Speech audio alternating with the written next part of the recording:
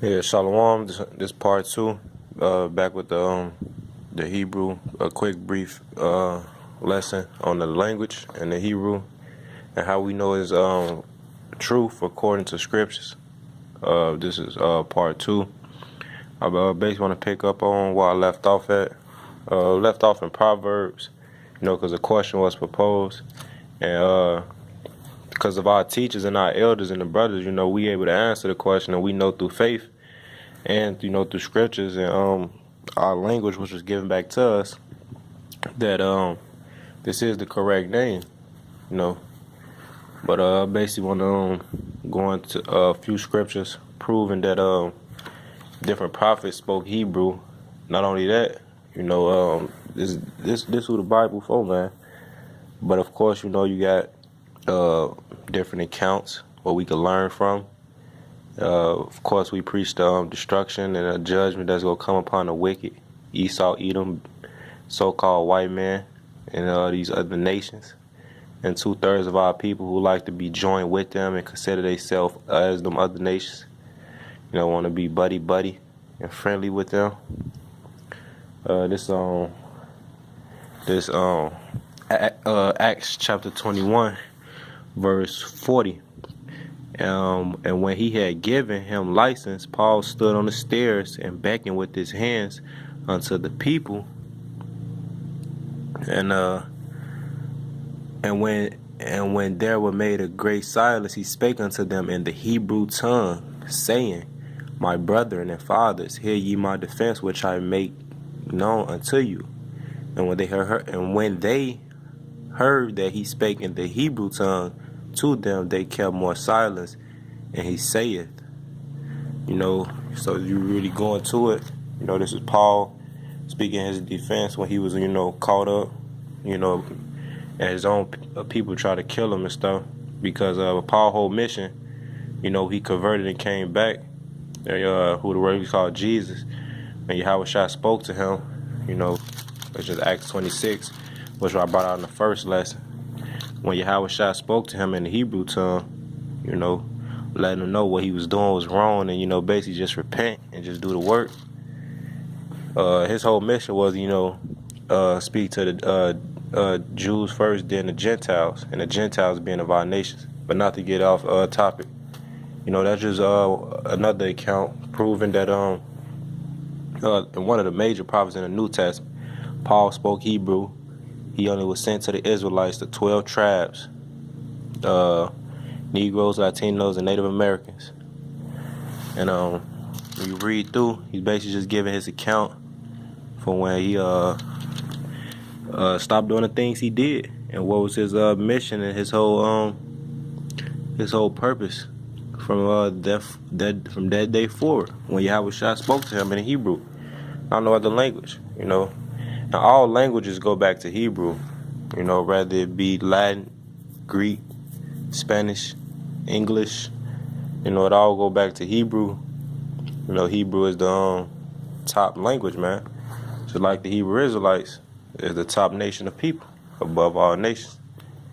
I'm gonna get that real quick because I quoted it. It's Deuteronomy chapter 7, verse 6. For thou art a holy people unto Yahweh thy power. Yahweh thy power hath chosen thee to be a special people unto himself above all people that are upon the face of the earth.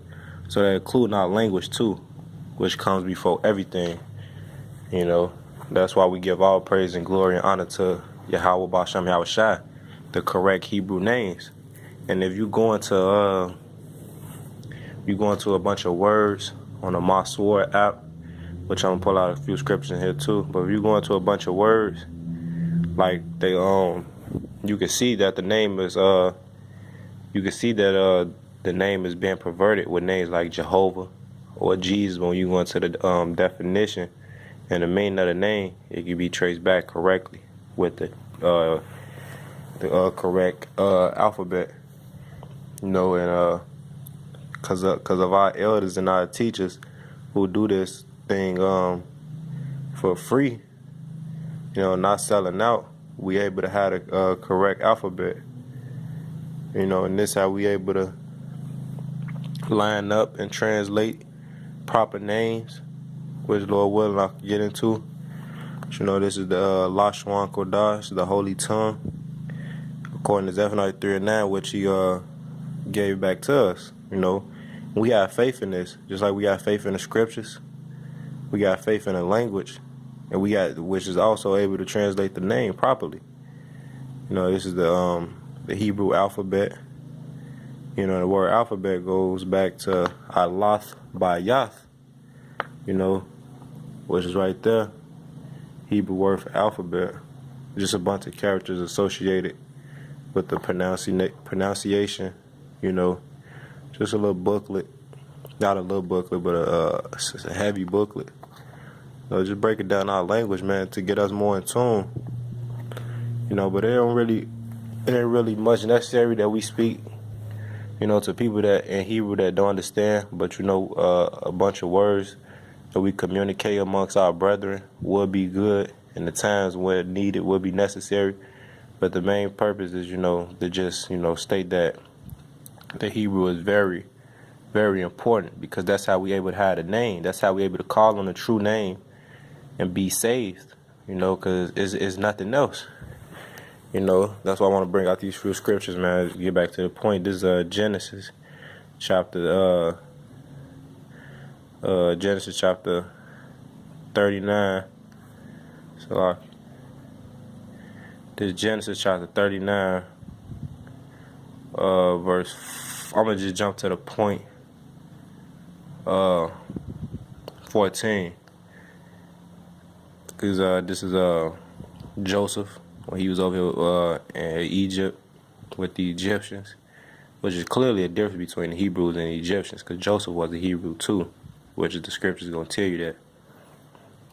Hebrew Israelite at that, to be exact, a Hebrew Israelite of the 12 tribes, Negroes, Latinos, and Native American, which they ignorantly call today. But basically, you read through. I'm gonna just read through and make it quick, real quick, and jump to the point. Pharaoh's wife tried to make Joseph go off by, she tried to get him sleep with her. And Joseph wouldn't do it because, he was a righteous man. He was keeping the law, statutes, and commandments, which the Most High gave to us, and he was not gonna sin. You could pause it and read it. He was not gonna sin, but she basically tried to make it seem like he did that. And verse 14 goes tell you that she called unto the men of her house and spake unto them, saying, See, he has brought in a Hebrew unto us to mock us. He came in unto me to lie with me, and I cried with a loud voice.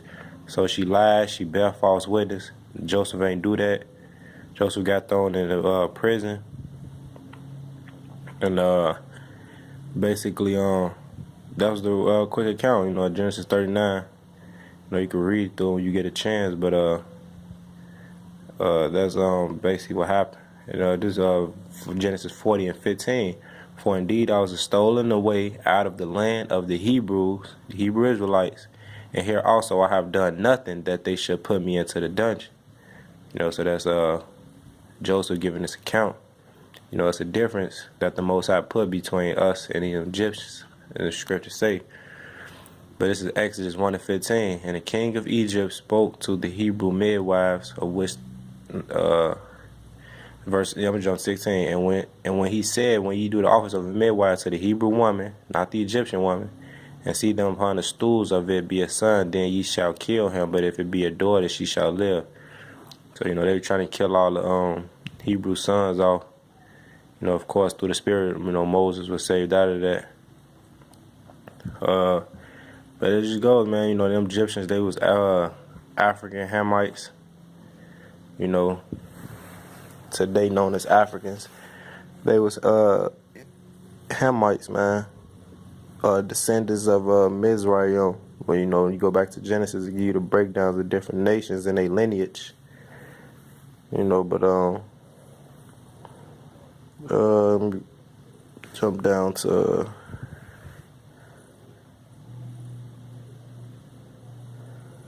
I'm gonna jump to the next one. Exodus 2 and 6. And when she had opened it, she saw the child, and behold, the babe wept, and she had compassion on him and said, "This is one of the Hebrews' children." So again, that was the Egyptian, because Moses through the Spirit, he had to flee from that person, not flee, but it was set up through the Spirit that he wasn't going to be killed off, because he had a job to fulfill, and he had to speak to his people that was under bondage, under Pharaoh rulership. But after the first Pharaoh passed away, which dealt sort of good with Joseph, and his brother. But after that, passed, the new next generation, they was put into captivity under the Egyptians, which today would be the African Hamites, to just make it simple. But this is Exodus 9 and 1. Then Yahweh said unto Moses, Go into Pharaoh and tell him, Thus saith Yahweh, the power of the Hebrews, let my people go, that they may serve me.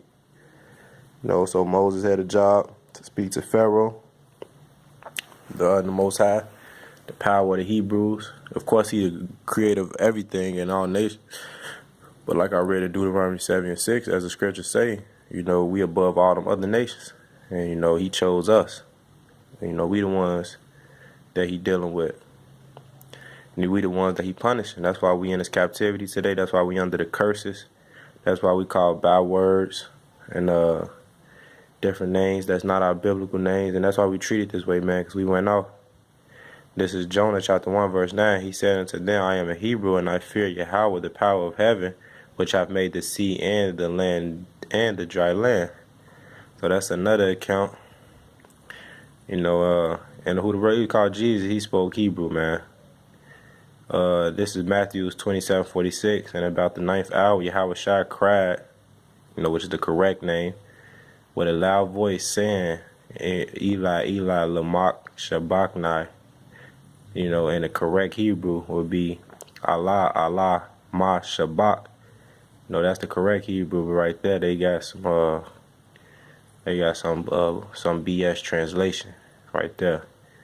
But God in Hebrew, and not to promote this, but just to be correct, stand corrected. God simply means power. Allah simply means power. That's all it is. It's Hebrew. Allah means power. Allah, Allah, ma shabbat is who the we call Jesus, Yahweh Shai. That's what he was saying. My God, why hast thou forsaken me? Them his words. He spoke Hebrew. And when we go into it, real quick, when you go into it, we able to translate the broken pronunciation. They transliteration, they say L, Al. So they got the right definition, God like, But, see them characters? That's the Ah and that's the La. And if you have the correct alphabet, you're able to translate it. The Ah being right there, and the La being right there. But if you go to Google and the so-called Jewish and they Yiddish language, and they try to steal our language in this mix, it's a fucking broken bastard ass language mixed with 3 different languages. They gonna give you some broke pronunciation like they always do. So this app that I'm using is called the Moss War. You go into it, get the meaning and the definition of words, but you gotta still do a diligent research. Might have to go to etymology. Might have to go check out a little Google and just weed through the BS. Because through the power and the Spirit of the Most High, we able to see through the BS that they put up in the Bible, as far as them revising and changing and taking out the name of the Heavenly Father and the Son, and just putting a bunch of BS. But we see through that, through the Spirit of the Most High and the teachers and the man that he set up of great millstone, and the elders on down. That's why we give double honors to the elders and our teachers, which is our teachers and our brother, who laboring in this truth for having many years. But yeah, man, Paul spoke Hebrew. He also different other languages. Paul was a Hebrew. 2 Corinthians 11:22. Are they Hebrews? So am I. Are they Israelites? So am I. Are they seed of Abraham? So am I. You know, and the promise was given to Abraham through Isaac and through Jacob. And Jacob's name was changed to Israel, which is the 12 tribes. He had 12 sons, which is the 12 tribes, Negroes, Latinos, Native Americans, today. They're bywords. But that's it on that. I don't want to make it too long. You know, we have a pure language that we spoke, and that, you know, when the kingdom set up, it will be set back up righteously, 100%. But right now we have it, according to Zephaniah 3:9, that we can call on the name Yahweh using the alphabet, translating the correct name, not Yahweh, because ain't no O's, ain't no U's, ain't no E's, ain't no V's and J's in Hebrew. It's just simply Ah, Ba, Ga, Da, Ha, Wa, Za, Cha, Ta, Ya, Ka, La, Ma, Na, Sa, I, Pa, Ta, Za, Kwa, Ra, Sha, Ta.